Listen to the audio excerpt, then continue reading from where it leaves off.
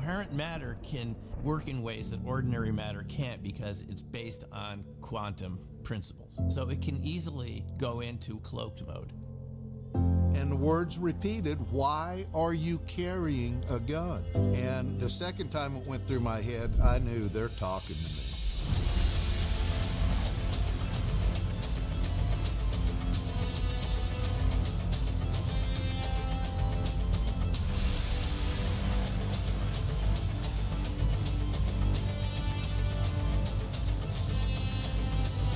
It's not about the one encounter. It's about the thousands of encounters, exact same type of characteristics that tell the story. You cannot deny it. And that's why you have to acknowledge the paranormal aspect. What did I just see here? Oh my goodness. And there you have it, folks. Welcome to the program. Welcome back, Brett and Tobe. How are you guys doing? Fantastic. Thank you, Chris. Thank you, Chris. I have chills right now just watching that and thinking of the possibilities. Just having Google stalked you guys since the release of the last film and just followed y'all closely. And especially followed the work that you've done with Al Moon Lab, things like that, Tobe. Man, you guys have a voluminous amount of evidence and material. It is staggering and astounding is the only way to put it. Thank you so much. Well, let's start off at the beginning. What was it that made the two of you guys want to venture forth and produce your own documentary on Bigfoot to begin with, Flash of Beauty, before we get into what led to Flash of Beauty Paranormal Bigfoot? So I'll try and keep this quick. Chris. Basically, Jill and I growing up, and Jill's the producer on the film, and her and I are married, and we've both had a fascination with the paranormal since the beginning of time, I guess. Maybe it goes back to a past life. I don't know, but there was never a time that we can remember where we weren't interested in mysteries and paranormal and living in the trees, if you will. Bigfoot was a huge kind of focal point of that. And I know the same is kind of true with Tobe as well. And, that lore is part of our culture out here. And so, being that we were filmmakers, it was always in the back of our mind to do a Bigfoot documentary that we thought was kind of sort of missing from the genre, if you will. And after doing some narrative films, some fictional films, the pandemic hit, and we realized that maybe now is our opportunity to get out into the trees and do some social distancing, if you will. And, we figured that we would spend 6 months or so putting together a Bigfoot documentary. And that quickly grew larger and bigger than we ever could have imagined. And through that process of making a Flash of Beauty, we wanted to put everything into one documentary, and we realized really quickly that we were not going to be able to fit both the flesh and blood aspect and the paranormal aspect into one film. And so about a month or so into production, we realized that we had to split the two movies into two different chapters. Wow. And with that being said, as I was saying in our pre-conversation, and as I've said on the show numerous times, I am of both camps. I fully believe that there is a large hominid ape in North America and in other parts of the world. But I also believe that there is something else that is basically using the tropes in our mind that we would be comfortable with. Whether or not that is a Bigfoot itself, who knows? I don't know. But a lot of the instances that I talk to experiencers about, be it UFO, UAP experience, abduction experience, Sasquatch, cryptid experience, and paranormal experience, there are similarities with all those that run so deep. And for me to even think about trying to separate them is hard. But the fact that y'all decided to do two different movies, one about the actual factual hard evidence, albavernix, waxy oils, all kinds of things, and one about the paranormal aspect, is awesome. That's awesome. Because there are not only two camps, but two totally different worlds of experience when it comes to these. Yeah. Yeah. And what was interesting was we were finding, doing interviews with folks that we thought we would go into an interview and just, talk to somebody about their flesh and blood sighting, if you will. And, we'd have this great interview that would last half hour, whatever. And we turn the cameras off, we'd be packing up, and, the individual would say something like, and there were also orbs, like, whoa, wait a minute, Yeah. and we started figuring out pretty quickly that anyone that has had multiple experiences with Bigfoot, and I think this is a large percentage of folks that are having ongoing experiences, Tobe, Daryl, are great examples, who have started having the paranormal happen, and I think that, in our film, not to give away too much, Tobe and Daryl, they find these amazing knee impressions. You guys aren't going to believe, literally, when you see the video. And had they not found those knee impressions, they may not have become entangled with the paranormal as quickly as they did, but they chose to bring those knee impressions back to where Daryl lives, to a shed outside of his house, his residence, and the paranormal kicked off. It's like Tobe says in the film, the gates of Valhalla opened. And I can I don't want to step on Tobe's toes. No, absolutely not. More, because Tobe, you have been doing, once again, the work with Owl Moon Lab, things like that, for quite a while, and the things that you have come to discover through that, and the experiences that you've had. Let's get into some of those real quick. Okay, you first. What would you like to know? Just the experiences that you have had that led you to the paranormal side of things here. Okay, yeah, I'm sorry, I'm playing hard to get here. There's a lot to get through with the Owl Moon Lab. In particular, it's just kind of symptomatic of what Brett was saying in the documentary as a whole, is that it's an example if you engage the phenomena. And we were all too happy to oblige the phenomena because we thought it would be short-lived. And so for us, when it came a knocking, quite literally, we were all over it. Daryl was recently retired. I was working full-time, but I was able to embrace the phenomena as much as I could and live on site and research on site. And throughout the documentary, you just go, well, now wait a second. What if these guys did that? What if they did what Daryl and Tobe did? What would happen? And I'm telling you, the stories that we talk about in the Owl Moon Lab really just kind of scratch the surface of weirdness.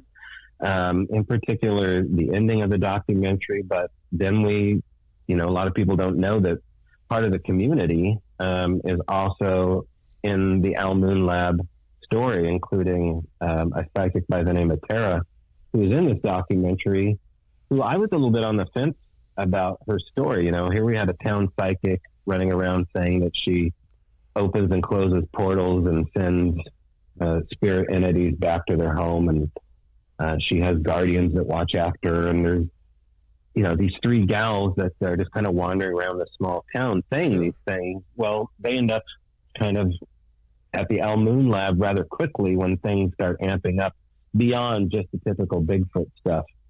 And they find their way in this documentary, and the stuff that Brett caught on camera while filming this Terra, now right above the Owl Moon Lab, actually within rock throwing distance to some high strangeness, we catch on film some really interesting stuff. So, where I was in the beginning with the high strangeness connected to Bigfoot is a whole different place than where I am now. So where we're talking is about 2017 to 2023.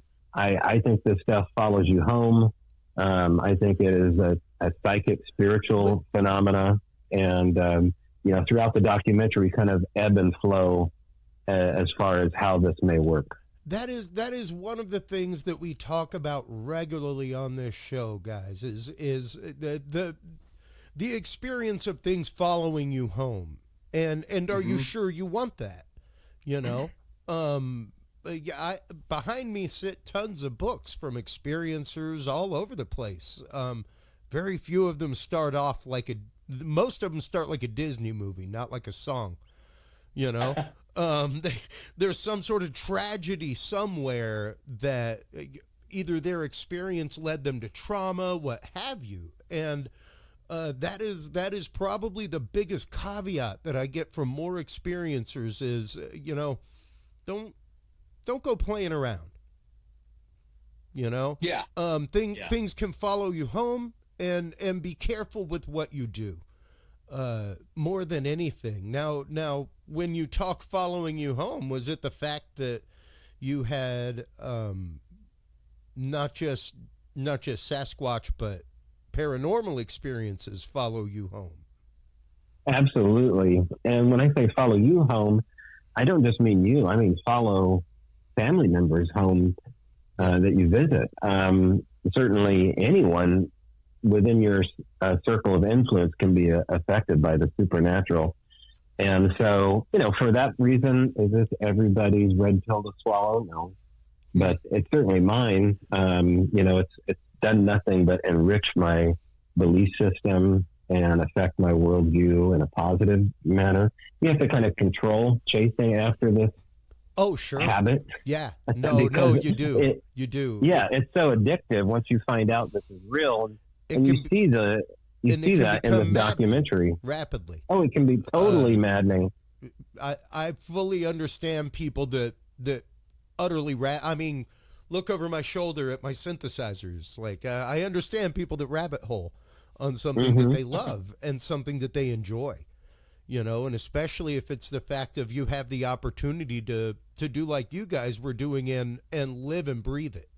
Not go out for a weekend, not go out for, a hard weekend hunt of filming or something like that, but to be out in the thick for that long.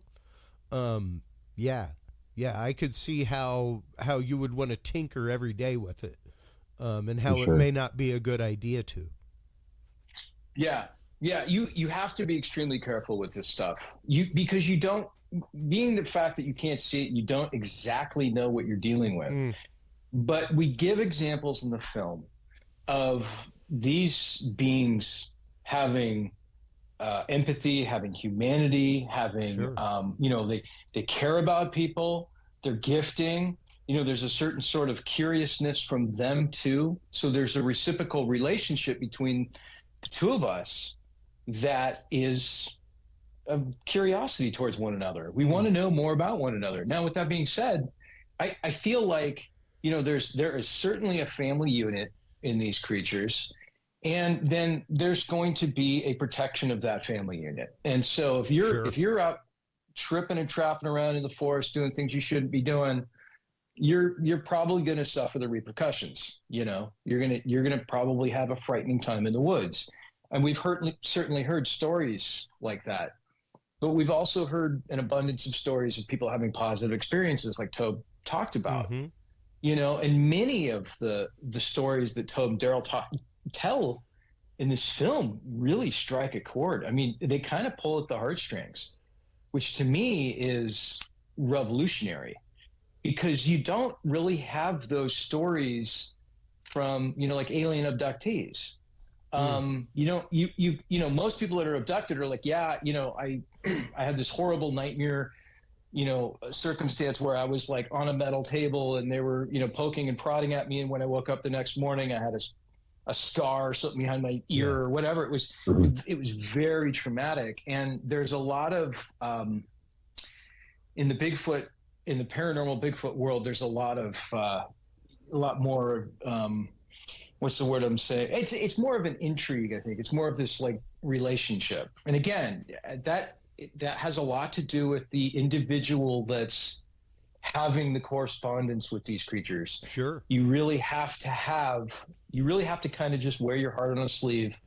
And if you're in the woods, if you're in an area that's near your home or what have you, wherever you are, you've got to have that respect. You've got to have that positive energy. And we cover that. I think that they can sense that. Well, but just as somebody who was brought up hunting, things like that, your energy going out into the woods and your success or not has such a huge part to do with it. Like if you're, like you said, traipsing around in the woods and stomping and moving around, like, they don't like that. No animal likes that. They're quiet. Why wouldn't you be? Is kind of how any deer looks at it. That's why they bolt away from you, because it's a loud, scary sound, Yep.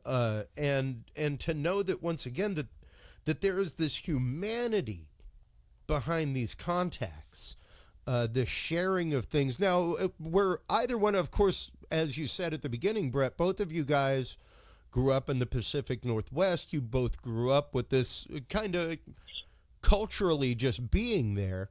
But were either one of you a believer of paranormal being tied to Bigfoot before you started this to begin with? I think in the case for myself, yeah, I think so, because of the fact that it was always marketed that way as something attached to the stranger side. We had Robert Stack walking out in a raincoat talking about Bigfoot along with ESP and the Loch Ness Monster. But really, Brett and I share something in common, and it's our love for Spielberg's Close Encounters of the Third Kind, and this character, Roy Neary, played by Richard Dreyfuss, who basically is driven by a vision. He's an experiencer. He has this intense experience, but he knows that something is beyond the bend. There is this rabbit hole that he just cannot not go down. And it's that yearning to know what goes around that corner, I think, that drives Brett's filmmaking. If I can speak on his behalf, you get the sense that Brett is just an intensely curious director, and that curiosity is so hard to find in really good cinema.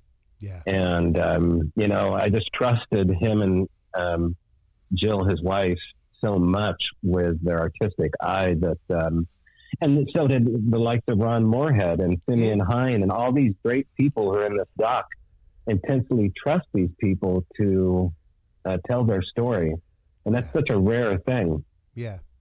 And Ron Moorhead is an incredible individual. I've had the opportunity to sit and talk with him and interview him a couple times, and he is so genuine with his experiences, and he's had tons of them. And to hear him talk about the tie with paranormal, I was on a panel about the tie with Bigfoot and Dogman and the paranormal, and my whole take was the fact of especially folks who have had UFO contact. They specifically are very much akin to a magnet or a needle that comes near a magnet. They are put to a different frequency than the rest of us are, and it seems to attract the rest of this. And it's really strange when you start really digging and finding how many people who have had paranormal Bigfoot experiences have also had abduction experiences or experiences with UFO UAP.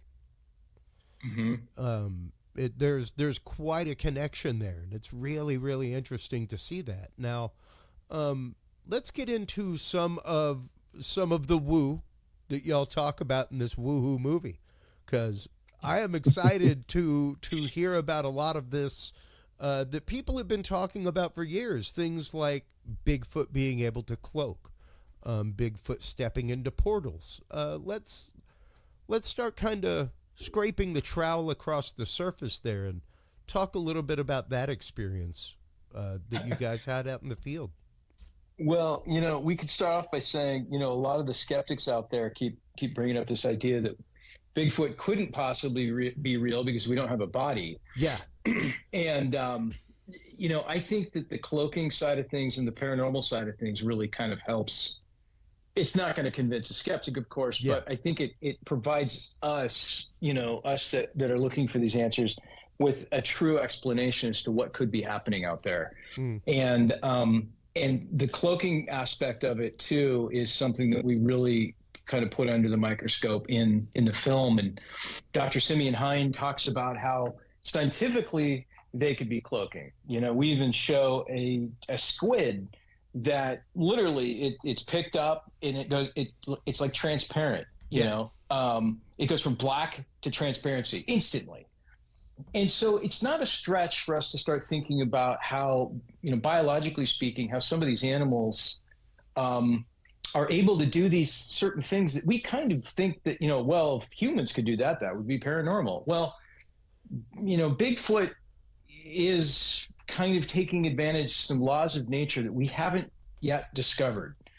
And, it is a little arrogant, I think, for the scientific community to think that we know everything, because we don't. We're making discoveries every single day. Absolutely. And we cover that, and we talk about it. We talk, and Dr. Hine is talking about some of these cutting edge theories that really kind of help us realize that, cloaking can be real. And then we have, this video evidence that I have thoroughly analyzed that was shot by Barb Shoup in 2014 with a little iPod Touch in 1280 by 720 up near Mount Rainier. I've scrutinized the heck out of it, and I would love somebody to debunk it, because I think it's impossible to debunk. And it clearly shows a cloaked figure of some sort. I can't definitively say it's a Bigfoot. But what she saw in real life with her own two eyes was a black figure. And it was like it cloaked for the camera, which is very interesting. It's very interesting to me. And cameras, people don't know this already, cameras can see things that human eyes can't. One way to prove that to yourself, you can take the remote control for your TV and you turn on your camera on your phone and point the remote control, and you'll clearly see infrared light blinking, flashing. It's really kind of a cool experiment. So these things are intelligent enough to realize in the moment that they're being captured by some sort of forever preservation device that would clearly show them, and they somehow intuitively instantly cloak. And that's just the tip of the iceberg. And I mean, the example that I show all the time is this image right here. This is Proctor's Ledge in Salem, Massachusetts. I happen to be nerdy enough to have a full spectrum version of the exact same camera that I use for astrophotography. All it is, most people do not realize that the camera that they buy has an infrared filter in front of it, has a UV filter in front of it, two slim pieces of glass that help filter that out so that glare and things like that are automatically gone. But the one thing I bring up on the show all the time is we visibly and audibly hear and see a minimal slice, like 450 nanometers. Of we're deaf and blind. The spectrum. Like it is so small. When you start looking at the way that a parrot sees, or a tetrachromic, if you've ever met a tetrachromic individual where they actually can see yellow as well as red, blue, and green, it's like another million colors that they can see. It's phenomenal. It's amazing. And there are so many things like that out there where it's like, I refuse to believe that we have even scratched the surface of what that is. Even to know that, like, heck, polar bear fur is clear. So if you just transition that to another species, there's all kinds of possibilities. I mean, look at a vampire squid. A vampire squid. There's some great images on YouTube that people can look up. And there's different species of vampire squids, but there's a famous video of one that it has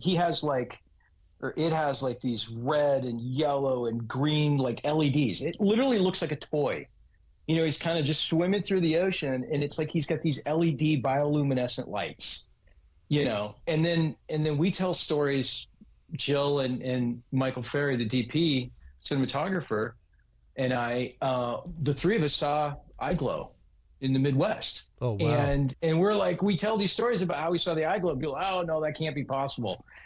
And I'm like, well, fireflies are possible. They're generating their own light. Yeah. So why couldn't, a Bigfoot, a hominoid that's kind of gone down a different evolutionary path to develop some of these skill sets, have some of these same traits? Because it would make a lot of sense as far as hunting is concerned, and so on and so forth. Folks have said that they've seen eyes so bright, they've seen actual eyes shine, eye glow on the forest floor.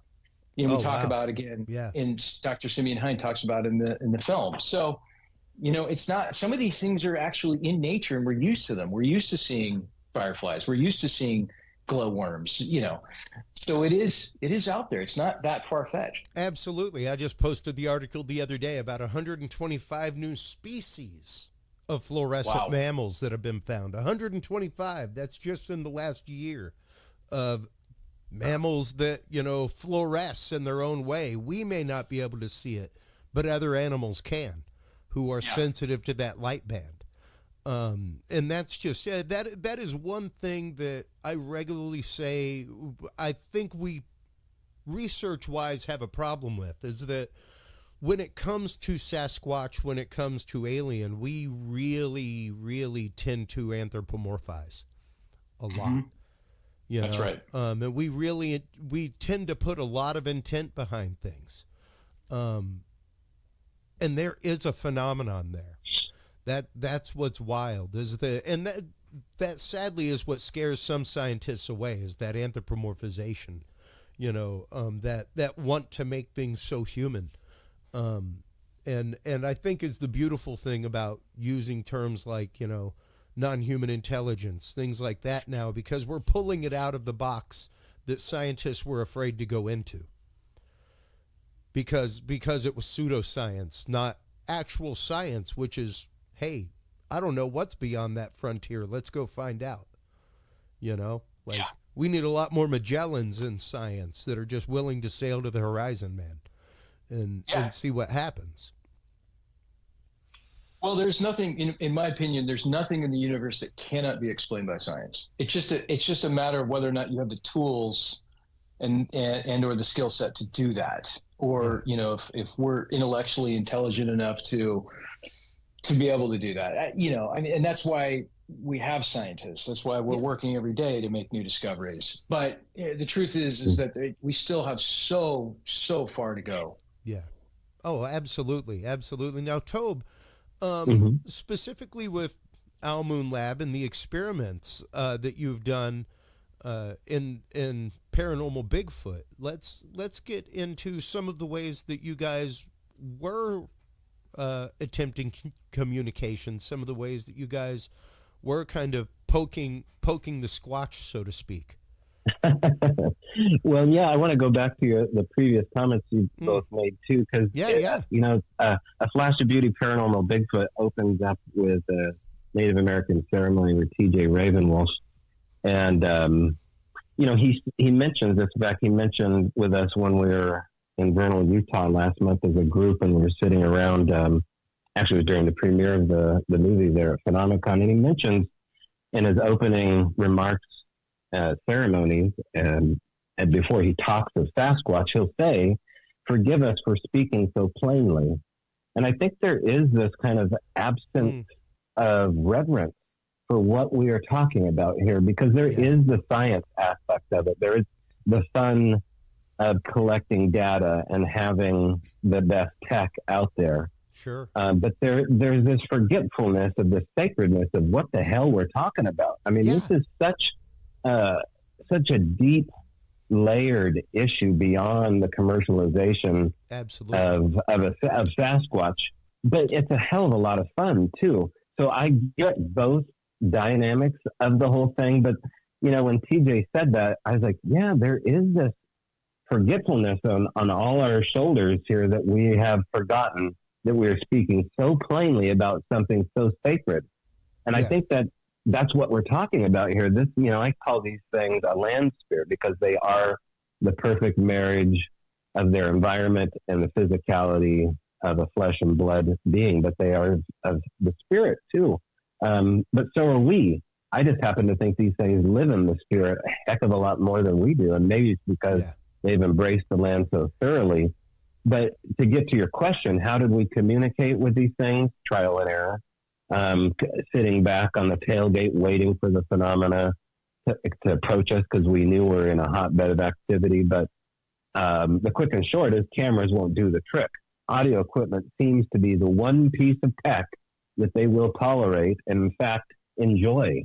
People can take that for what it is, but I think they actually enjoy the idea of leaving behind some audio signatures. You know, I was just having a conversation with a field researcher the other day about the concept of imagine being a creature that's mainly nocturnal and people are just coming out and throwing like infrared floodlights out in your forest. You know, just, oh yeah, I'm going to set up a trail cam with this high-powered infrared light on it. like talk about light pollution to the natural animal that lives there. Right. Like I'm a backyard astronomer. I go through great efforts to block out stray light. I can't imagine what it's like for them to just see trail cams everywhere and these flashing little lights all over the place.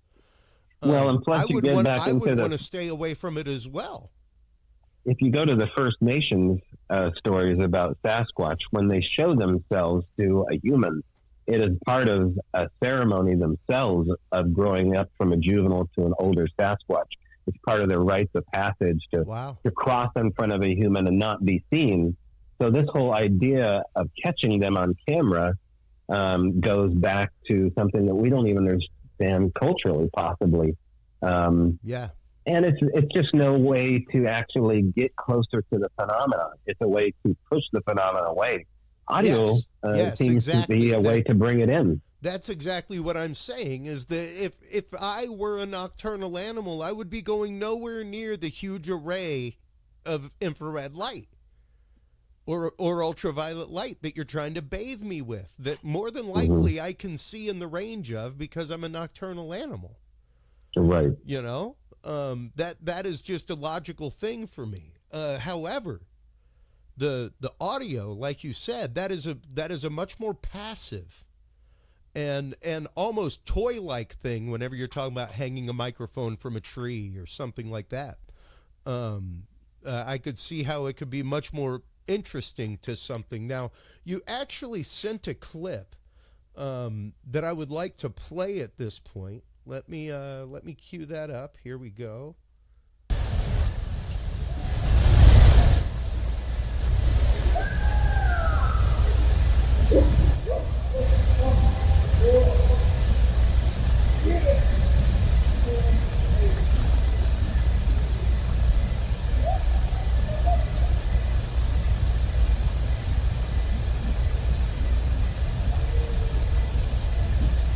And I'll play that one more time and actually show on screen the heat map, because you kindly have the actual heat map where you can see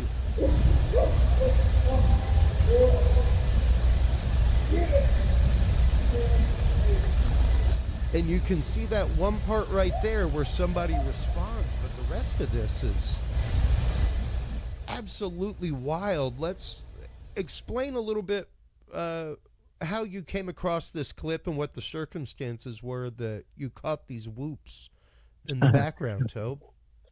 Well, it's an example of just being patient, and perhaps everybody in the documentary has a different level of patience. But with audio, following the steps of Ron Moorhead, who's the godfather of catching Bigfoot language and sounds, I was patient enough. Now, patient means 15 years in the making. I'd never caught audio like that before until I went to this place. And so what do we have there? Well, we have a parabolic dish pointed up towards the Umpqua Wilderness in the little town of Cottage Grove, Oregon, on the backside of a property through an apple orchard. We can't say for certain what's going on there, but I can tell you that most of these experiences, I think we're hearing two different individuals, probably an older one and a younger one, if I had to guess. And these are usually followed up by prints, handprints, footprints, gifts, sightings, strange lights, hitting, banging, hair, those kind of things are preceded by sounds like this. But, you know, it's one of those things that exist. And what are people going to do with evidence like that? Well, I don't really know. Is it going to hold up in the eyes of the court? It doesn't really matter. I'm just telling you that if you want to go have an experience, you can record sounds like this on your own. You don't need just to listen to them. In fact, it's much funner to follow in the footsteps like Brett and Jill did and go out and talk to these people. That's the way you really find out this phenomenon is real, is by seeing the quiver in their lip, seeing a tear in their eye develop when they talk about seeing one. It will forever change you, and then you'll have your own story. Yeah, precisely. And that is one of the reasons I love going to the events, is being able to sit down, hear people's stories one-on-one, that kind of stuff. Hear people's personal experiences, and especially in the cryptid Bigfoot community. There is an acceptance there amongst everybody that I do not see in other crowds. As far as like, hey, yeah, let's get together and go out tonight and go squatching or things like that. Now, the one plus side is that we will soon be able to start leveraging things like AI into the mix when it comes to specifically animal sounds, that kind of stuff. I know that they're working on an AI database of animal calls, things like that, to be able to just rapidly compare and contrast samples for regular wildlife work. And that is something that I highly recommend anybody who is out doing this kind of stuff with trail cams, what have you. Feel free to contact your local university, let them know what you're doing, and guaranteed you there is a biology department that would love to get a hold of your trail cam footage that is utterly useless for you. You know, doing animal counts, things like that. It's awesome, the citizen science that can go on now with all these tools that are readily available to folks. But oh, sorry about that. We were still open on the computer. Now, when it comes to finding people who have had the paranormal Bigfoot experience, like you were saying earlier, it seemed to be that they told you about their experience, then came to the paranormal afterward, after interviews were done, things like that. Did you find, as you did this documentary, that more and more people came out as opposed to the first one? Yes. And we're still getting that too. So just to backtrack just for half a second, please. Our new project that we're working on right now, we're just actually done in Central California filming, is we're adapting Ron Moorhead's Voices in the Wilderness and the Sierra Sound story into a new feature-length documentary. Awesome. And I'll just kind of tease it a little bit in that, you know, we're getting some guys to come and talk on camera that have never spoken on camera before. Some of the original Sierra campsite members. And I was surprised to hear them talk a little bit about the paranormal. But we have had some other folks that have kind of, you know, they're starting to feel comfortable. It's, you know, we've been able to build trust. And that's the most important thing, because, you know, this goes back to the ridicule factor that's out there. And we all know, we've all been on social media. We all see that, you know, the trolls and whoever else is out there that ridicule folks about their experiences, which is just simply not cool. You know, and Dr. J. Allen Hynek, I can't remember the exact quote, but he said something to the effect that ridicule is not part of the scientific process. You know, and it's important to listen to people. I mean, you know, there are things that happen in this world that may or may not be Bigfoot, you know, and that's okay. But I think by sharing stories and comparing notes, we're going to start finding a lot of commonalities with folks, Yeah. you know, and I think this is the way to really kind of combine the two camps, if you will, the flesh and blood and the woo is Yep. we really just need to listen to each other. And, you know, and I don't think it's a bad thing for us to really ask the question, you know, why do you think it's just flesh and blood? Or why do you think that there's a paranormal factor to it? You know, and really hearing each other out, I think, is where we can kind of come together as a community and go out into the rest of the world, you know, confidently say that what is happening is real. Bigfoot is real. Yep. And there's something there that really could enlighten humans as to what is on the other side, or what is truly out there in this universe. Yeah. Yeah, and the fact of, as we were saying in our conversation before the show, so all of this is connected. I would love to say it's not. The more science comes out, the more science digs, the more we find out about things like quantum entanglement, the fact that two particles can influence each other despite distance, everything else, strange quantities, strange properties of atoms and ions. It's incredible, and we are just learning to tap the surface of that. I would not doubt one bit that there are other things out there that have already done that. Yeah. And before we let you guys go, because we are coming up on the hour, everything else, we'll start with Brett, then we'll go to Tobe.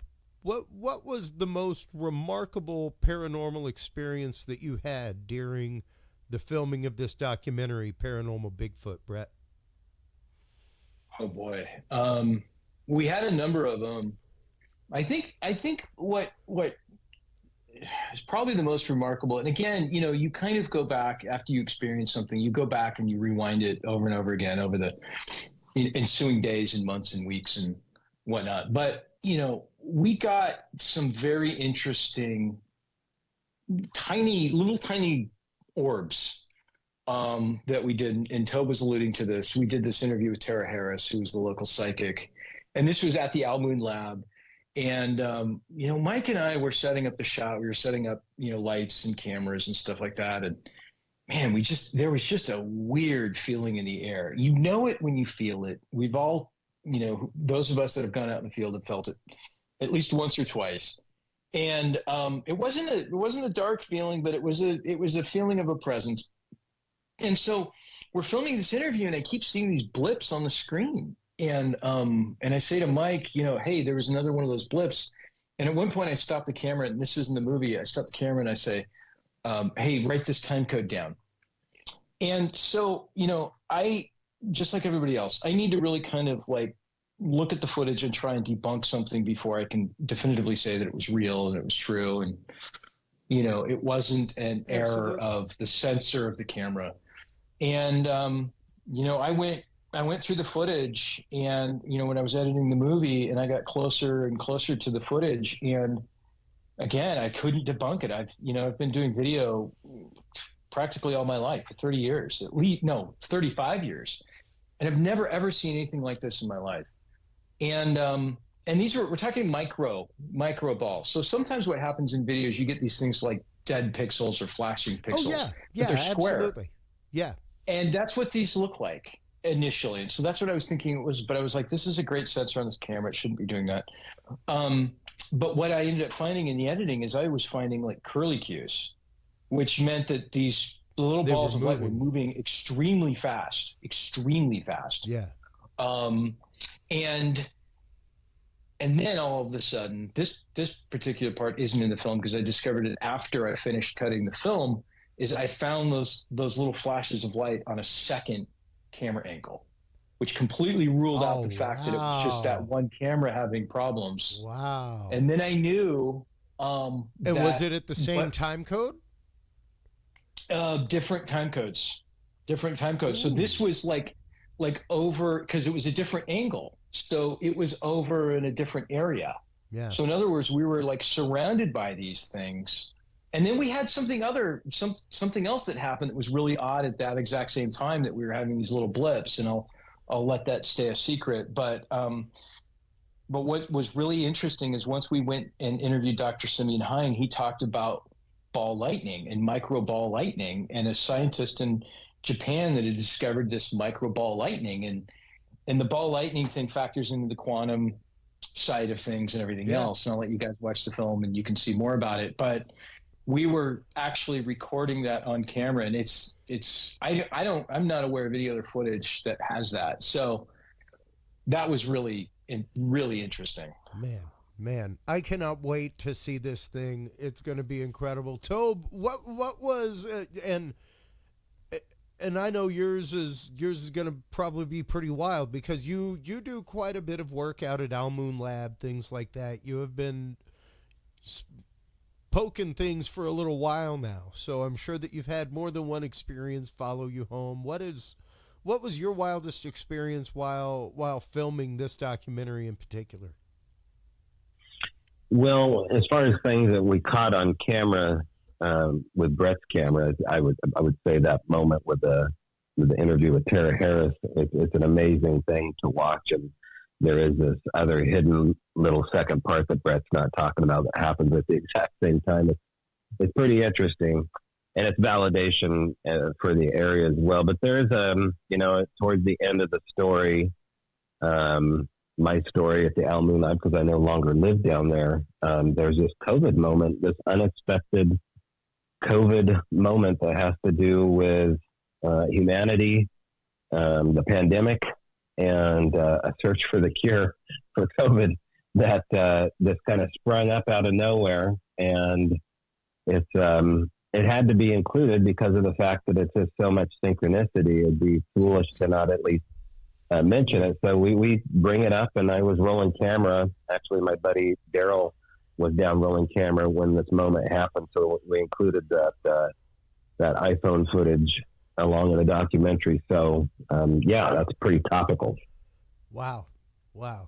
And once again, I cannot wait to see this. I have watched Flash of Beauty with at least two handfuls of people that I know of, doing road work, things like that. We're like, I need to watch that. I'm like, come up to the room tonight. We'll have a viewing. Cool. I show it to people all the time, man. The evidence that you guys have gathered just with that is groundbreaking, and I cannot wait to see what y'all release with Paranormal Bigfoot. Congratulations, guys. This is Thank you, Chris. Awesome for y'all to be doing this, and it comes out on some platforms on the 20th, others upcoming. Where can people find it coming up on the 20th? Okay, so here's kind of like my little bit of a disclosure here is that right now it's available for pre-order on Amazon and some other platforms, but there's been some things that we're working out with the distributor, and so the film might be delayed a little bit. So if for some reason you're not seeing it next week, you're not able to purchase it, we were going to get it out there as soon as possible, and we hate to even delay it 1 second. We wanted to get it out this summer, so this is killing us. We can't wait for people to see it. But we're going to get it taken care of. Follow us on Facebook. If you go to A Flash of Beauty Bigfoot Revealed on Facebook, we will be making regular announcements, and we'll keep you posted on what it is, and hopefully there's not an issue at all. But that remains to be seen. If you're in the Northwest, come see us in Yakima at the Yakima Bigfoot Conference, and that is, I believe, the 27th and 28th in Yakima. It's at the casino there in Yakima, which is, I'm forgetting the name of it. And we'll be screening the movie there, and we will have some merch for sale and so on and so forth. And we'd love to talk to you guys and hear your stories. Awesome. Guys, thank you so much for coming on the show, sharing your experiences, sharing the making of this movie. It is, I can't wait to watch it. Like I said, the first one is incredible. I cannot wait to see what y'all have done to bring forth the paranormal with this phenomena. So thank you for all that y'all have done, and thank you for tonight. I appreciate your time, guys. You're so welcome, Chris. We really appreciate it. Absolutely. I'll be sharing links, all that kind of good stuff. Thanks so much, guys. Greatly appreciate it. I'll let you guys go. Okay. All right, good night. Take care. Man, the information that Brett and Tobe put forth in the first Flash of Beauty movie is phenomenal. I'm here to tell you, if you have not seen it, go watch it. It is all on all major I want to say it's on Freevee now. But man, when you're talking handprints, hand oils, hair oils, all kinds of new forensic techniques, once again, I cannot wait to see how they have leveraged new technologies to explore the paranormal side of the Bigfoot phenomenon. Because as much as I hate to say it, folks, once again, I myself am a believer in the woo. I believe that there is something there. I don't know what it is. I don't know if it's if Sasquatch, the physical being, is the same thing that's doing that, or if it's something else that is using the guise of Sasquatch so that we're comfortable.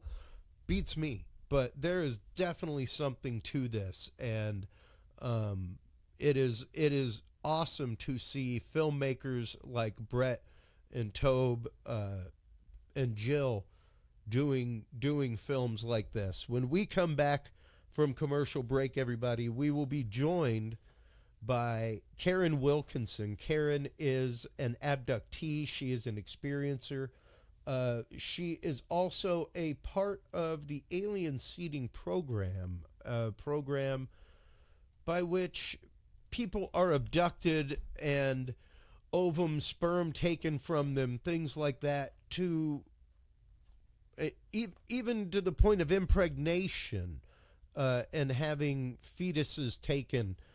We will be getting into that and so much more with Stolen Seed, Evil Harvest, with Karin Wilkinson right here in the studio after this, folks.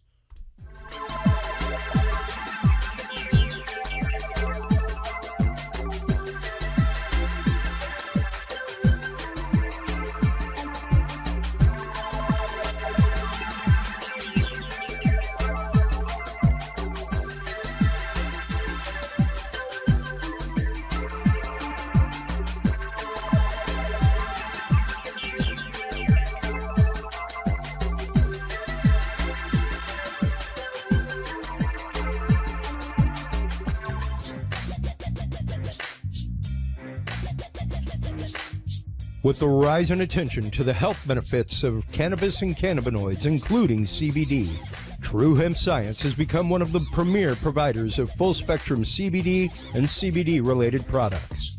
Using a proprietary spigeric process, True Hemp Science extracts maximum benefit from the whole hemp plant. Buds, leaves, stems, seeds, even roots.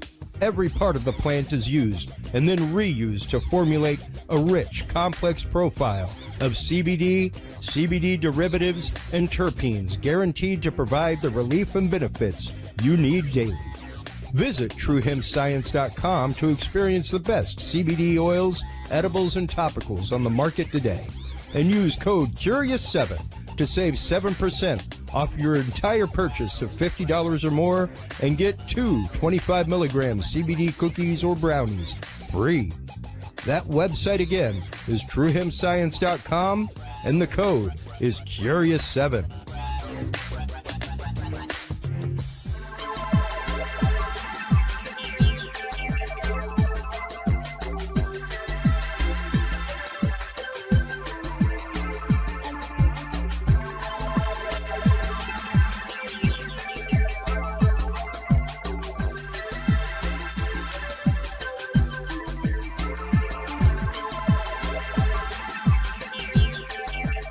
The Curious Realm Podcast is your source for the latest and greatest news and events in the world of the paranormal, esoteric, and forbidden knowledge.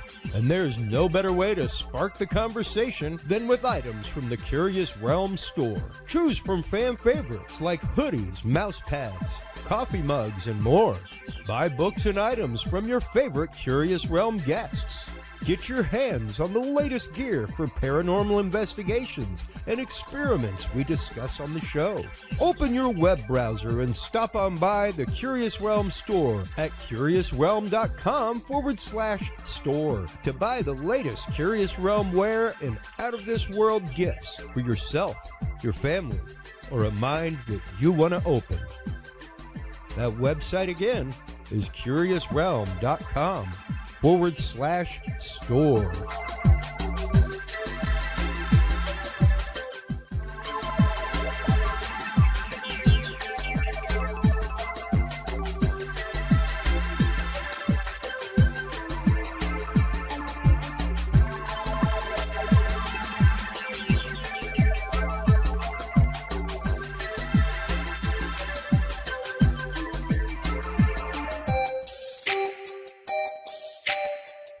Have you considered starting a podcast? Looking for a way to make your business a voice of authority in an industry? Then Podcast Cadet is the solution for you. Whether starting a podcast for yourself, your brand, business, school, church, or just plain fun, Podcast Cadet is here to help you navigate the waters of the podcast industry.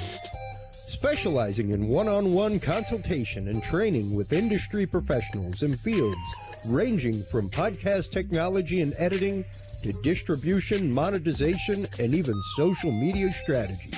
Podcast Cadet tailors their services to the specific needs of you and your podcast. Do you already have a podcast and trying to find ways to engage and grow your audience? Sign up for your Podcast Cadet audit today and let us help you explore new and exciting ways to leverage your content and elevate your podcast brand to whole new levels. From consultational workshops to affordable podcast production and maintenance packages, Podcast Cadet is your one-stop shop for everything podcast related on the internet. Visit podcastcadet.com today to sign up for your consultation or training and use code CURIOUS20 to save 20% off your entire purchase. That website again is podcastcadet.com. Well, hello, everybody, and welcome back from that commercial break. Thank you so much to all of our sponsors, especially True Hemp Science right here in Austin, Texas. Christopher Lynch has some of the most amazing product out there. I was prescribed CBD by my doctor for my anxiety years ago for travel supplement. And when I found him, he is the only place I have found anywhere across the country whose product actually has a terpene profile. Go by, check them out. TrueHemScience.com is the website. Curious7 is the code that you want to share to get 7% off of your entire cart and 2 free edibles on your way out the door. So our guest in this segment is Karin Wilkinson, sorry. She is the author of Stolen Seed, Evil Harvest.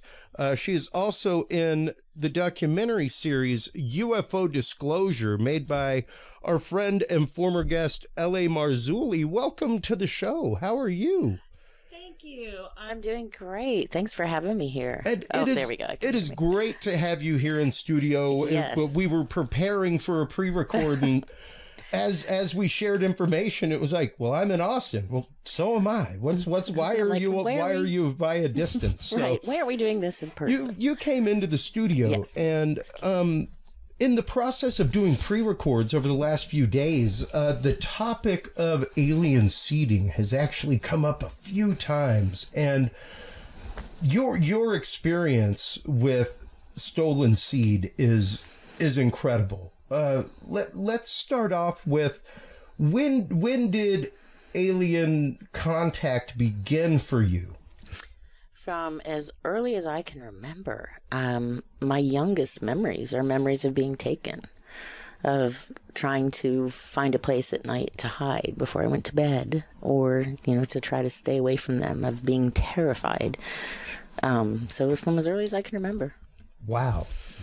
And now, when you were taken, what did they, especially younger, because I guess you do have ova stored for later in life, but were they taking seed from you at that point, or was it more a contact modality, I guess, a way for them to get you into a system, so to speak. I think that's exactly right. It was a way to establish contact, a way to figure out who I was. Was I a good match for what they wanted, for the genetics they were looking for? They did a lot of testing on me, a lot of, blood tests, looking at every part of me. And, so initially it was that. It was introducing me to a person that I talk about in my book, introducing me to a handler who would be with me throughout all of my abduction experiences. Wow. So you actively have an individual who you deal with every time that you were taken. Almost every time, yeah. Was this experience from the get-go traumatic for you? Absolutely. Did it begin as trauma? It began very traumatically. And then at some point, you have to find a way to just deal with it and compartmentalize it and... That's hard. Go on with life. And for a small child, it's very hard. I had a breakdown when I was about 6 years old, and they found me in a bathroom stall at school. And I write about this, so I won't give away the whole story, but just falling apart. And I think that was my first real public breakdown. So it was very hard. And, especially now with the conversation being what it is toward disclosure, experiencers coming forward, everything else, Karin, one of the things that we talk about regularly on the show is, are you sure you want this to happen to you? Like so many, there are people out doing CE5, right? Attempting contact, and I'm about 50-50 on that. Mainly because, I don't know if I would go attend a seance. Right. There's something different going on when you, between observing a phenomena, right, and provoking a phenomena. Right. Why would you want to call forth something that could potentially harm you? Yeah. I mean, tell me if you think abducting somebody's 5-year-old child is okay. Where'd you go pick someone's child up off the street and take them? No. If that's potentially going to happen when you call something forward, are you putting your family, yourself in danger? Do you know for sure? Are you willing to take that chance? During it, number one, is this still occurring to you? No. Okay. No. Had you come to a point toward the end of it or anything like that where you had found, I guess, any kind of peace with it? Not necessarily a compartmentalization of your emotion, but an understanding of why it was happening, maybe? There was a point in time where I bought into what they were feeding me, the information they were giving me. I was basically being programmed to believe a set of facts that they were giving me. Yeah. Which turned out not to be true. But it was sort of a Stockholm syndrome situation where I was attached to the beings that I was seeing most often and comfortable with and believing what they were telling me. And making excuses for the trauma and the things that were happening to me, which were horrible. And I write about a lot of those things. So they're hard to talk about. They're hard to write about too, but it was also cathartic in a way to be able to get those things out. Oh, I'll bet. And that is, once again, the books all around us here, that is what I hear from more and more experiencers, is that it is good for them to talk about it. It's good for them to be able to have the conversation. It's good for them to be able to help other experiencers. Absolutely. And that's why I did this, because we need to start the conversation. It needs to be okay for someone to come out and talk about this and not be called crazy. Yeah. To be believed. Absolutely. To be heard and to be helped. Yep. That's the most important thing, is people need to know that there's support, that there's help, and it's okay, that there should be a way for it to be okay for people to talk about this and not be treated poorly. Yeah, no, exactly. And especially when you're talking about the experiences that you have had, and we'll get into some of that in detail in a minute, if you don't mind. I know it can be very personal and it can be very hard. So if any point you don't want to share, please do not hesitate to let me know that. Thank you. it can be very, very hard, especially whenever you're talking about childhood trauma that goes back that far. Even our guest Sev Talk that we have on regularly, she had contact early in her life, but it wasn't until later in life that she came back with marks on her, that they'd apparently done experiments, things like that. And it took her a long time to come out of that victim mentality. Yes. She was already living in one in her life and kind of viewed things through that filter, which many victims do, fully and understandably. Absolutely. And it can be extraordinarily hard. What was it like for you to, I mean, did you come forward to family first? No, not about at all. this? Not at all. No. It's not something you want to come forward to anyone with because you're just not comfortable with it. And everyone, you're told, I was told from a very young age not to talk to anyone or that bad things would happen to my family, my friends, my loved ones. And I'm very specifically shown screen memories of what could happen. Very realistic, horrifying things that could happen to my loved ones. So I was quiet. And then there's just this stigma that goes with, when you're... what do you do? I tried to tell my best friend this, and she just laughed and thought I was joking. And I'm like, okay, end of that conversation. So you just... It's very difficult to talk about. There's a lot of trauma, and I was able to deal with that through, I had a near-death experience. I call it a near-life experience because, I lived through that and it was amazing. Yeah. But after that, I had done some PTSD therapy, and because of that, I was able to deal not only with the PTSD I experienced from having that, but with the PTSD from a life of being abducted.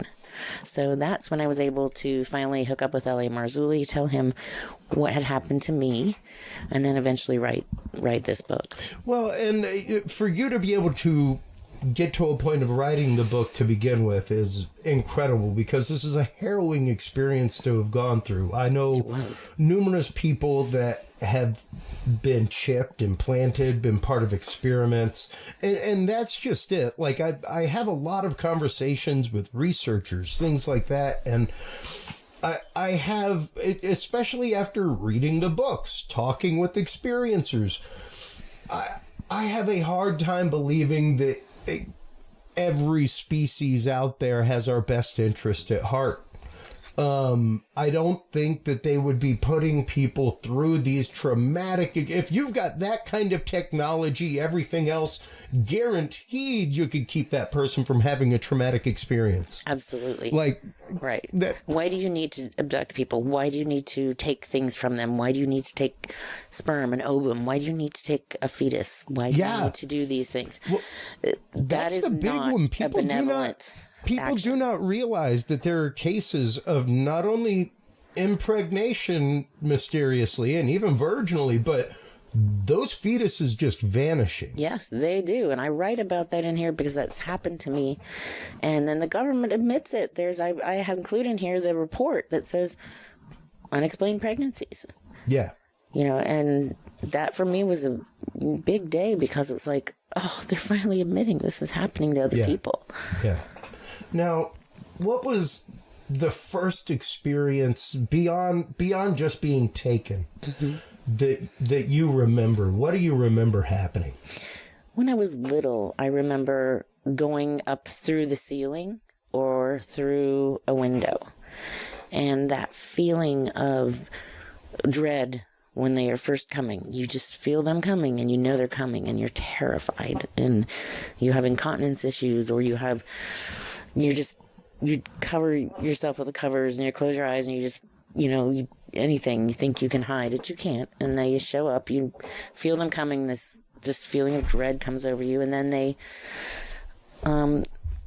they'll either put you into a state of sleep, but sometimes not right away, and you just feel your body start to kind of vibrate, and then it feels almost like your body starts to split into 1,000 million little pieces, almost like little ball bearings, and you go through a window or a ceiling and you see every detail above you on a ceiling, every detail of the ceiling I went through most often had wallpaper. And I remember all the little seams where they were curling at the edges and things like that, because I'm right there. You know, those aren't things a 5-year-old can see from the floor.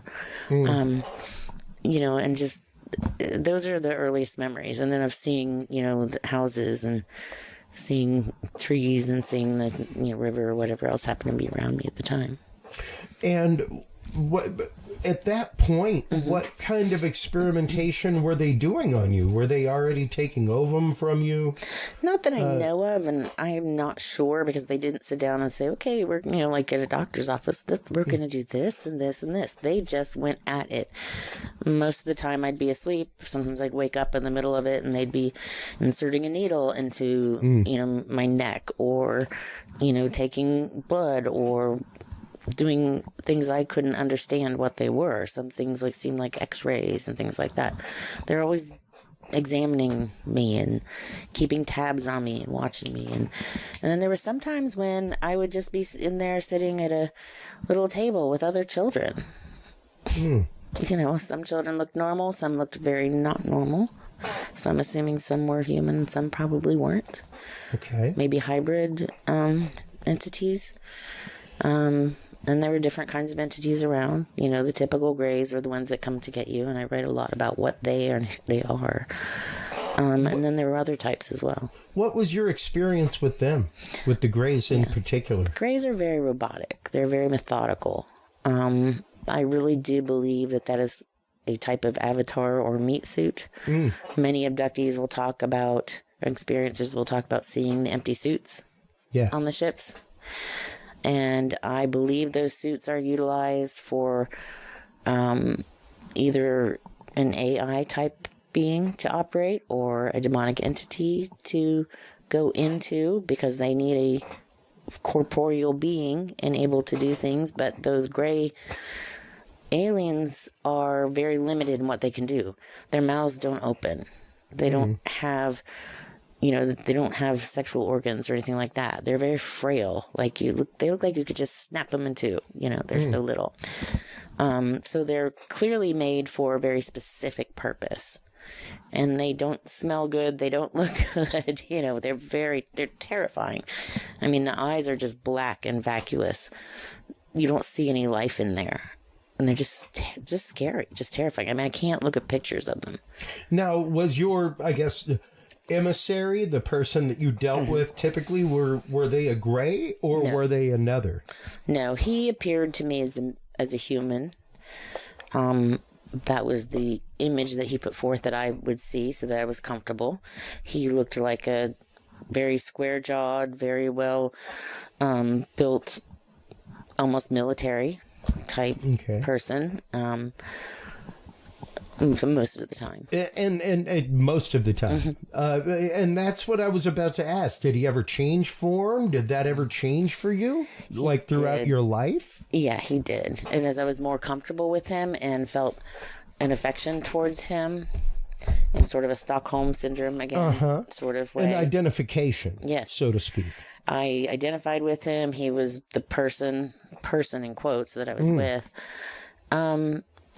And I got more comfortable with him. He would shift his form into his natural form and say, I don't want to scare you, but this is who I am. And I said, I'm okay with that. Sure. I want to, and it was mostly telepathic communication. We didn't speak as much as telepathically.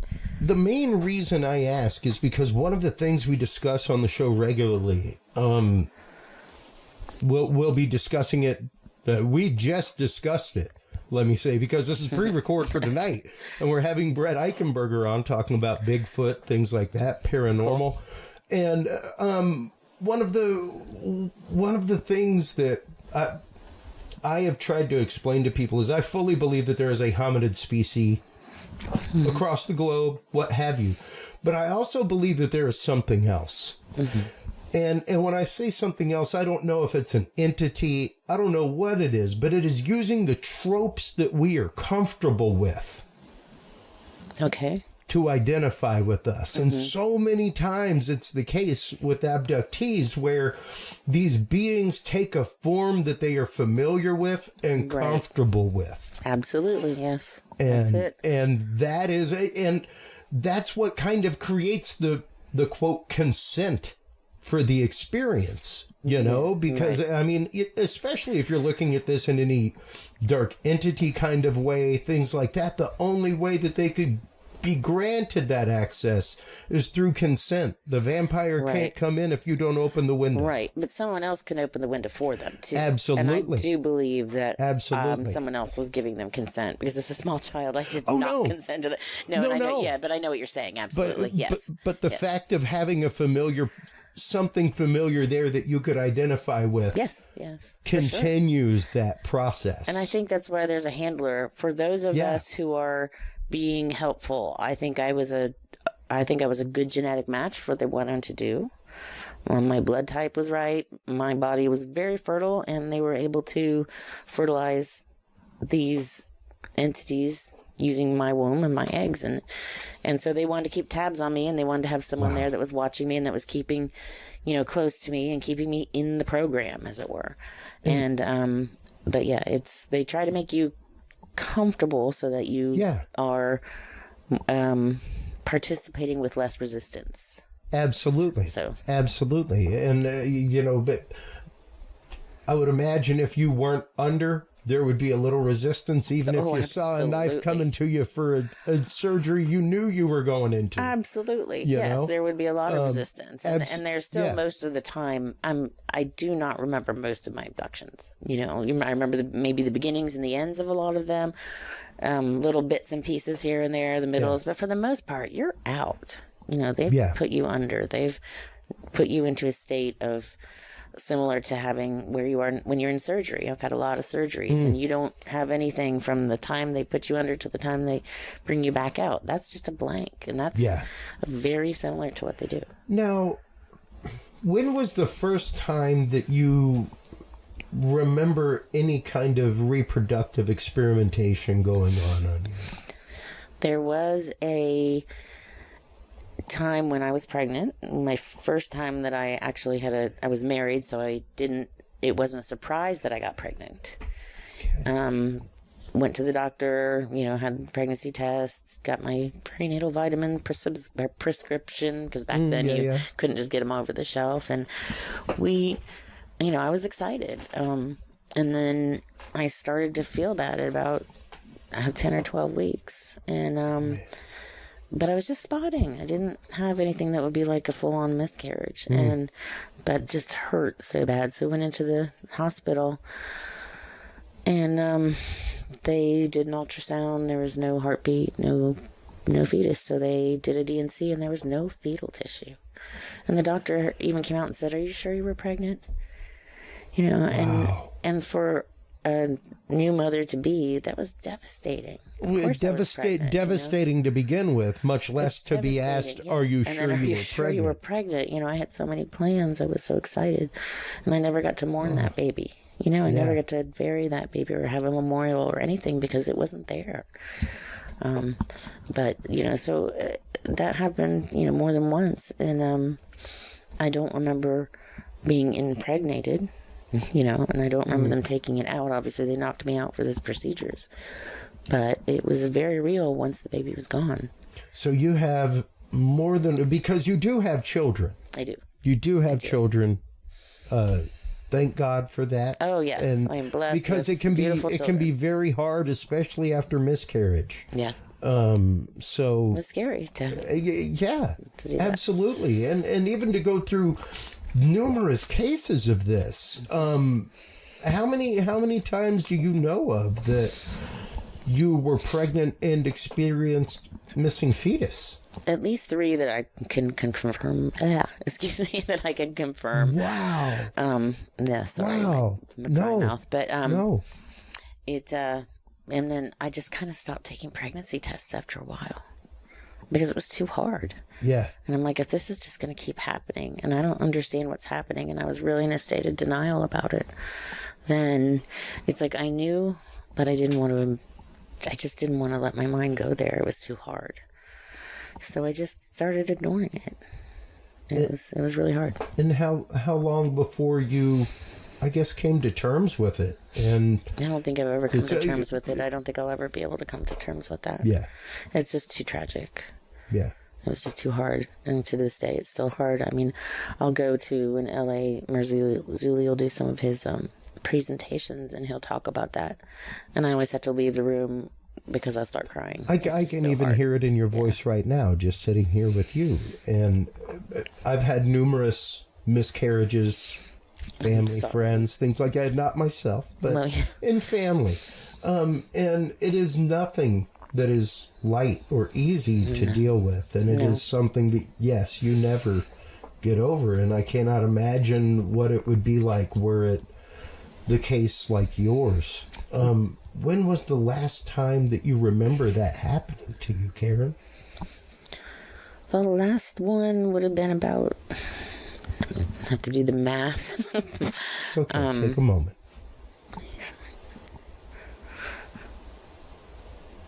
It would have been about 25 years ago, maybe the last one. Wow. Yeah, 25 years, probably. And obviously, I'm a little older now, so yeah. But at the same token, what was it like for you when the experiences stopped? Was there a moment of confusion in your life as to why they stopped? Well, Anything I mean, as like far as that? the pregnancies or the abductions, the abduction experiences didn't stop until a few years ago when I rededicated my life to the Lord, and I found my path back, and then I was able to take away the permission that they had to take me. So that gave me the opportunity to stop. Oh, I'm sorry, to stop this. So that now they'll still try, and they have definitely tried often. Yeah. And every time they try, I can just stop it like that. Wow. So. Wow. Yeah, and that's just, thank God. Thank God. So you are aware when they are trying. Oh yes, to very abduct much so. you, and those situations still occur. Mm-hmm. They do, and they still pop around. They're more outside the window. They can't come into my home anymore, but I've seen them out there. And then there are those, just it's scary. It's still scary. I still get the sleep paralysis from time to time. I still have they're coming at me trying to, get back to me. They really want me back in that program for some reason. As an ambassador to it, I don't know. But I think they don't like what I'm doing now. Obviously, that's definitely going against their program because I'm helping people to stop abductions. No, that's definitely not what they want. At any point, did you come to any understanding as to why this was happening to you? Why this program was even happening? Well, I can only speculate because they've never really sat down and said, so, here's why we're doing this. Genetically, I think I was a good fit for them. I think it was a hereditary thing. I think they work within genetic lineage because our lifespans are not as long as theirs. And when they find a genetic line that they like to work with, they want to keep working with that. Interesting. There aren't a lot of good matches out there for them. Yeah. I think they've had a lot of hit or misses when it comes to trying to create hybrid beings that are a cross between a human and a non-human entity. Yeah. So that is, I think, one of the main reasons why they chose me. Yeah, and it's interesting that you bring up familial lines because numerous is the case when you go back and start looking at things. I mean, even our guest and friend Kathleen Martin has had experiences. She is related to Betty and Barney Hill. Oh, that makes sense. That makes sense. There is a familial connection with these experiences, and it's interesting to see that. And then I think for some of us too, some of us remember more easily. Some of us, the screen memories and sleep things don't work as well as for others. So it could just be that family lines of certain people aren't as affected by what they do. to block those memories. Or it could be that they're after specific DNA. We just don't know. Anything we say at this point is speculation. Yeah. But I think there's probably quite a bit to it that we're just not even aware of right now. Wow. How many times in your life would you say that you have at least been taken by entities? And were they the same entities every time that they took you? The little grays are probably never the same twice, because I think they're like disposable tissues. They just pull one out whenever they need one. Not to be flippant about it, because it is very serious. Probably hundreds of times. I have no idea. Wow. But the number of nights that I'd feel the sleep paralysis come on, and then, over my lifetime, and I'm, almost 60, so it's getting up there. So it could be hundreds of times, easily. Yeah. Easily. Now, one of the things that we do talk about regularly on the show is that idea of wanting this experience. Once again, it's strange to me, after reading so many books and talking to so many people whose initial experience, they may have come to terms with their experience later. They may have come to understand their experience as something just for them, that changed them in a different way. But how do you feel about people who are searching for the experience of contact? For me personally, I would not go searching for it, and I would not recommend that anyone do that. I write in the book that this is not a club you want to be in. What they do is it's not pleasant. It's terrible. It's heart-wrenching to go through some of these things, and it's, the amount of trauma that you go through and the amount of healing that it takes just to be able to talk about it. There are people, I've heard hundreds of people say they can't even look at the cover of like Whitley Strieber's book because that, and even though I don't think that even looks quite close to the ones that I've seen, it's close enough. I can't look at it. It just, the first time I saw it, I just jumped back and like, oh, yeah. It was a shock, and it's triggering, and then it triggers all these horrible emotions. So I don't know why anyone would want to do that to themselves and put themselves in a situation where it could possibly harm them or a family member or put their children at risk. I mean, where is it okay? In my book, it was never okay to abduct a child. If you do that in this world, you go to jail. Yeah. It's not okay. Well, and that's kind of the point that I've brought up, is that there may be some species out there that does have our best interests at heart. I would not doubt that whatsoever. I would assume the fact, and I think that we especially mistakenly anthropomorphize aliens a lot and give them a lot of human quality. Right, they're not human. Which means that, we would strive to be one with all. That doesn't necessarily mean it's the case with them. No, I think that they are beings that were created before us by, I believe in God. I believe in our creator God, our one creator.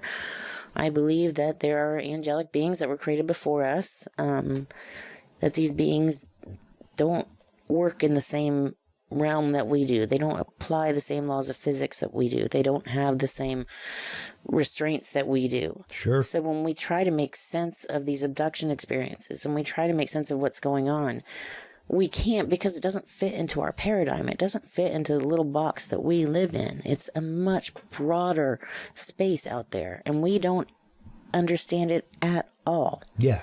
And we aren't built to be a part of that. They aren't built to be a part of our space.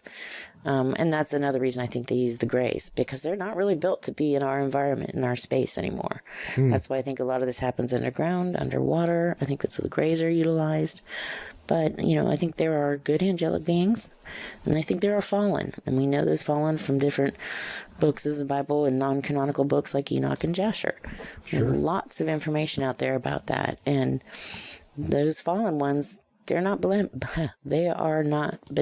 They are out here to for their own purposes, and that purpose is not to help us. Well, and that goes straight into the work of people like Nathaniel Gillis, who we have on the show, who talk about a race of basically half man, half spirit, right? Beings that require flesh to move forward. Like there's a part of them that is eternal and will keep going, but they need flesh to move forward. They need flesh to embody, and that's right. That's if you're kind talking of about part the of this. Nephilim, yeah. So if you're talking about the Nephilim, the ones that were killed, their spirits are then the demonic spirits that are looking for something to inhabit, and that's where the Greys come in. That gives them a thing to inhabit. Yeah, and they're working for their predecessors, their fathers. They're the fallen angelic beings. So those demons have their bosses, basically, in the hierarchy. They're not as high up the food chain, so they're going to follow orders. Because I've heard a lot of people say, well, if they're demons, how come they're not attacking people, the Greys? Well, they're kind of constrained in that little gray suit. Well, it's also the fact of, much like why any demon who possesses you will not take you to the point of death. Right. Why a parasite doesn't want to kill the host. Exactly. It may draw all kind of nutrient from it. It may malnourish the host even and do damage to the host, but it will not take it it will rarely take it as far as killing the host. Like a virus. Unless it's the fact of killing the host means transformation into something else for it.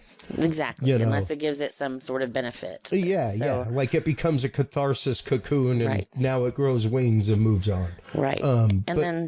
Parasites normally don't want to kill the host that they embody. Definitely not. They need that, just like a virus. It needs that body. So with that in mind, because that brings a whole new realm to the seeding program and the idea of taking sperm, taking egg, taking flesh to create that. That is an incredible revelation. Right. You're talking about modern day Nephilim. Yeah. You're talking about back to the days of Noah. You're talking about opening a huge can of worms when you get into that. That subject, because that is a huge subject to talk about. Well, and especially, opening the conversation like they have. I love the fact that you used the term taking it outside of the box. That is what I've been using on the show, is that we define things by boxes, and for some reason we want to put it all in the same bin and just call it Kleenex. Right. Exactly. And when that happens, it homogenizes things, and it homogenizes research, and it really puts a myopic view on stuff. Even if you're saying alien research, like, okay, no, all we do is research aliens, like, now you've put it in the same box that the scientists who said it's not science put it in. They put it in a little tiny box, and you haven't given it anywhere to actually become what it actually is, which we have no idea. Well, and that's just it. As of right now, we don't know. We don't know. There may be some people that know what some of these objects in our sky are that are more than likely man-made, things like that. May perhaps interdimensional, who knows? But the fact that they are now using non-human intelligence is great. But it also opens up the realm for that. And it also opens up the realm for, especially when you start going back and reading ancient Hebrew texts and older texts and talking about things that live in the abyss. Things that are chained, things that live in the abyss, things that have happened in the past, angels that fell. Well, and especially the idea of USOs and things being under our water, and that being the next place where we should be looking. It ties a lot of that together. It really does. Oh, absolutely. Yes, it does. It does. Well, especially whenever you look at L.A.'s work, specifically L.A. Marzulli's work into the Nephilim giants in America, things like that. Like, there are numerous stories right here in America about that. Absolutely. Yeah, so much has been taken or hidden or obfuscated so that people won't know the truth. Why don't they want people to know the truth? You know, it's out there. What is the truth? LA says that all the time. What is the truth? You know, I mean, why won't they share that? The powers that be, you know. I mean, I grew up in central Ohio around the mounds, the ancient earthworks. We played around the Serpent Mound and on the ancient, they called them Hopewell earthworks. But you know, we knew some of the tribal people around there, and they're like, these aren't ours. We didn't build these. And their names aren't Hopewell either, by the way. That was the name of a farmer. Well, you know? And then the Smithsonian and I believe the British Museum also came in and took all the things that were in the mounds. Yeah, all the skeletons, took all the bones, everything took all else. the relics, and just all of it, and took it away. And some of it was, you know, belonged to these native tribes. They should have had that stuff back. Yeah, it wasn't right. Absolutely. So they're obscuring that. Well, and you know, when you're talking about possible links to giants in the past, things like that, and beings that have existed that long and continue to exist, that is fantastical for a lot of people to believe or fathom even. It is. Well, most people don't want to get outside their comfort zone, which is you go to work, you come home, you go to bed, you get up, you go to work, you come home. But there's so much more. There's so much more out here. And now some people are being forced to reckon with this because now we have government whistleblowers. Now we're getting some forms of confirmation. You know, do I ever think we'll get disclosure? Probably not. Because they would have to admit to their involvement. And from what I have experienced and what I have seen, there were people working there. They weren't all other entities. There were people as well. Oh, sure. So, you know, to admit all that would be disclosure. Do I think that will happen? I do not ever think that's going to happen. No. I think we'll continue to get some drips and drabs. The big de-disclosure that we will see will be a legal disclosure. It will be a disclosure of the fact that there is tons of black money. Yeah. That is the disclosure that we will get, is the confirmation of the fact of, yes, there have been reverse engineering programs. Right. They may parade a ship around or yes, we have reproduction vehicles. Yes, we have other technologies that have been based on this. And interestingly enough, like, I had a remote viewer, pretty up there status remote viewer, tell me that the Greys specifically, because of what they are and because of the fact that they are basically hive mind, little ants, you know, they have sacrificed individuality. So though they have these amazing realms of technology, they have no new means by which to apply it. Yeah, I just... So they're using us and our ingenuity to engineer their stuff into usable things for them that help their society. So interesting that even you would be seeing humans and them working together and side by side. And there are different types of Greys too. I mean, you have the little ones that come to pick people up, but when you're there on a ship the ones or that in a scurry facility, about almost like little ants. Yeah, they're the suits. I mean, they're the suits that you see piled up in the corner or in a drawer or hanging up. But there are older, taller Greys. They look older. They have expressions on their faces. Their eyes move and change. Their eyes will move back and forth. The little Greys don't. They have wrinkled faces. They show what looks like age. They're taller. They're more sturdy. And you can tell that in hierarchy, they're ordering those littler ones around. Yeah. So there are different types of them as well, and different races of entities. Just like, there are different types of things in our animal kingdom. They've got different types of beings, and biblically you can find all different types of angelic beings described. So it makes sense that, we've seen lots of different kinds. I think the Greys that we see are really just a vehicle to get information back and forth, a vehicle to bring people back and forth, a vehicle to be in our environment, in our atmosphere, and in our space, and to get around some of the rules. Because you can't invite a vampire in, but what about a robot? Yeah. Can a robot come in?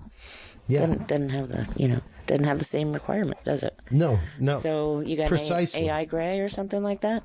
Well, maybe they can just come right in. Well, and I believe they can, and they have. Well, and that is exactly the point that I brought up in numerous circumstances. Whether it's seeing Bigfoot disappear into a portal, right? Are you sure that was the physical Bigfoot, or was that something using the trope of Bigfoot that you're comfortable with seeing? Right, exactly. And once another type again, of suit? exactly no different. Right. Using that modality because you're comfortable with it. You wouldn't be shocked like you would if you saw them in their natural state. Exactly. Or maybe it's something that they've created, another hybrid type being, and it kind of was able to reproduce, because I've heard people talk about little ones and big ones. So I have no idea, I'd love to know more. I'd love to see well, I guess I wouldn't, because you're back to the CE5 to the same quandary. Yeah, you're back to the same place. So no, I'm not going to go looking for one. Yeah. That's not on my radar, but because everything I've seen from this other realm, unless it's been, I have had really positive angelic encounters. Beautiful. And beautiful things happen. But I don't want anything to do with, the part of that realm that puts me in danger or that I'm not 100% certain of. I'm going to stay away from that. Absolutely. And I highly recommend everyone else stay away from that too, because we don't have, you're messing with something you don't understand. You're playing with fire, and you got to be very careful. Yeah, precisely. That is the warning I give all the time. Like right here next to me is a copy of the Roman Ritual. Like that is the rite of exorcism. I don't think I'm gonna go out and start practicing the rite of exorcism. Like I don't think I got the chops. Well, and it's not your path, right? Your path is sharing information, and you're doing a really amazing job at it. Don't stop doing that. Well, and that's just it, though. It can be very hard for experiencers, especially experiencers such as yourself. Where can somebody go for support with something like this? Because good question. I mean, nowadays it's much easier. We have the conversation with Michael J.S. Carter regularly that like when he had his first experiences back in the 70s, it would have been almost like maybe you'd find a pull tab thing, like one random place. Like on a back bulletin board at the public library, maybe something like that. Then it became able there was a chat room or something that was out there if you could find the bulletin board system in the 90s. Right now, there's MUFON has their resource experiencer or experiencer resource team. Things like that. There's numerous places now that experiencers can go. Oh, yeah. Find a place where you're comfortable, is what I would say. Find a place that fits your spiritual belief system and really fits your belief system.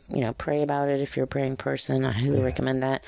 Go to L.A. Marzulli's site, lamarzulli.net. Go to my website, KarinWilkinsonAuthor.com. Send us a message. If you send me a message, I will do my best to get back to you. I have a place on there where you can get to that.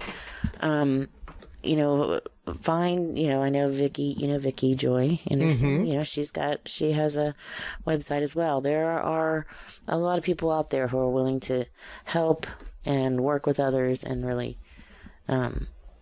be there if we can. There aren't a lot of us, but we're out there. But precisely. Good folks like Sev Talk, stuff like that. People like you who have been through this and make themselves available to help others go through it. It's incredible. It's incredible. And we're trying. We want to be here for people. We want to start the conversation. I want to make it okay for people to say, this has happened to me and I need help, or this has happened to me or I want to stop it, or this has happened to me and I just want to talk about it. Absolutely. When I go to conferences, and I'll have a conference schedule on my website for ones that I will be at in next year.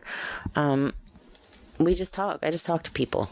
Anyone who wants to talk, come up and we'll talk. So There are places, there are people who will talk. Obviously, I know you've got a website too, so there are some places. Just find somewhere where you're comfortable that fits your needs, your spiritual needs, and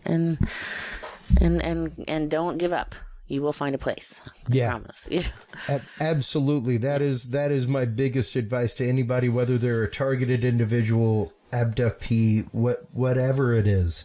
Do not give up. Do not give up. No. There is a strength inside of you. There's a reason why this is happening, and it's because of your strength that it's happening. Right, so, you're stronger than you know, and there are more of us out there than you know. That's right. I meet every day. I talk to another abductee. Some days I meet 10 of them. Yeah. And there are a lot of us out there. A lot of people have had the exact same experiences I have. I'm not alone in this. And I'm trying to. There aren't a lot of women writing about this, and there aren't a lot of people having the conversation. And I'm trying to make it okay to do that. I'm sticking my neck out. I mean, you don't think this doesn't come with ridicule? Yes, it does. No, that's just it. This is not necessarily well received by all, but that's okay, because this is my path, and this is something I'm going to do, and I'm determined to get this message out and to help people any way I can. Beautiful. That is absolutely amazing, because once again, so many people, think that, you're going to write a book and make all this money. Like, it doesn't make you that much money. It does not. Appearances don't make you that much money. No, they don't. Like, I'm sorry to break it to you folks. Most of those people have day jobs. Yes. Like, I talk to a lot of them. They still have day jobs. They still have day research that they do for other people. Right? Yeah. It's like, this does not. Yeah. This does not pay the bills. This does not behoove you to come out with. No. It's not something that, like, when a potential employer finds out, they're like rip roaring excited about typically. Exactly. So, and that's something that I've said on this show for years is feel free to go look at the history of people that have come out. People like Mike Heston, like Fire in the Sky. Okay, fantastic. You know that before that he was wanted for murder, right? Like, they suspected him and his friends of murder and of killing that man. He lost his federal contract. It's all terrible. Terrible. Yeah. It's a chain of events that normally is not good for the experiencer when they come forward, Karen. And it's horrifying to see. Yeah, you don't do this for accolades or positive attention. I mean, I'm doing it because I was led to do it. I really felt the Holy Spirit leading me to do it, and beautiful. And it was a very strong push to get this done. And I just want to help people, and I'm tired of hiding in the shadows. That's it. And I don't want everyone else to have to hide in the shadows anymore either. I want to make this a conversation that we can have. We can have in public. We can have with anyone we want, and it's okay. This is happening to too many people. Yeah. This is probably happening to 1 in 2 people. I think there's a statistically right now. Wow. And those are, and that was the Roper poll done way back in the 70s, I think. So today, I mean, who knows? Wow. Who knows? We need a good polling on this, although, I don't know how we would have something we could trust, Are there polls we can trust? I doubt that. But the important thing is that you are working with people like L.A. Marzulli to help get the word out on these things, to help further this research in other ways. Thank you so much for coming on, sharing your story. Thank you for having me. You are welcome anytime. It has been more than a pleasure to sit back and talk about this absolutely harrowing experience in your life. You are such a brave individual to talk about it so candidly. Thank you so much, Karen, for your time. I appreciate it. Thank you for having me here. I'm glad you're so close. I'd love to come back sometime because sitting in person and talking, we will be able to accomplish so much more. Let's just sit and have coffee sometime. Well, we will be doing that. Yeah. We're new friends now. So now we're going to be, the 4 of us. Look at my husband and your wife. That's right. We'll be going out. That's right. We'll conquer the world together. Absolutely. But no, thank you so much for having me here and for taking the time to listen. It's without listening, without open hearts, without open minds, we do not further as humanity, Karen. That is Amen, how I brother. end the show every single time. So thank you. With that in mind, everybody, make sure to stop on by L.A. Marzulli's website, lamarzulli.net. That is where you can buy the book. You can also buy the book at KarinWilkinsonAuthor.com. Right, that will link you back to LA's site for now. Right now, it's exclusively at LA's site. We will expand that out to Amazon and other places. Absolutely. But we just did our first release, so limited release. Let's get it out there as quickly as we can. And just so you know, it is up in our store, but it also links directly to LA's site. Much like all of our books for L.A. Marzulli. Exactly. They all link directly to him. I don't want it to go to Amazon. I want him to have the money. It's much easier if we can do it with each other. It's fantastic. It's great. So we can bypass that middleman. Absolutely. Because as you know, right, books are not money makers. It's just a way to get the information out there. Exactly. So if we can help each other in any way, let's do that. That's what it's all about. While you were online checking all that out, folks, make sure to stop on by Curious Realm. CuriousRealm.com is where you can go like, follow, subscribe. That is where you can find all of our episodes. That is also where you can find our experiencer page. If you are an experiencer and would like to share your story and your evidence with us, feel free to go to CuriousRealm.com/story. Share your experience with us. We will share it with our experts and try to get you some answers. Thank you so much, as always, for tuning in every week for so many years. Take care of yourselves, take care of each other, and remember, stay curious. We'll talk to you soon. Bye-bye. Thank you for tuning in to this episode of The Curious Realm. Stay tuned for more guests, forbidden topics, and hidden truths. Download the official Curious Realm app and view the Knowledge Vault on our website, CuriousRealm.com. Follow us on social media by searching Curious Realm. Curious Realm is available on your favorite podcast services, as well as YouTube, Roku, Amazon Fire, and Apple TV through the APR TV app, available on all app markets. Curious Realm is a proud member of the HC Universal Network family of podcasts. For more great content or to become a sponsor of Curious Realm or other podcasts, visit hcuniversalnetwork.com today. Thanks for listening. Stay curious. And remember, the other side is always watching.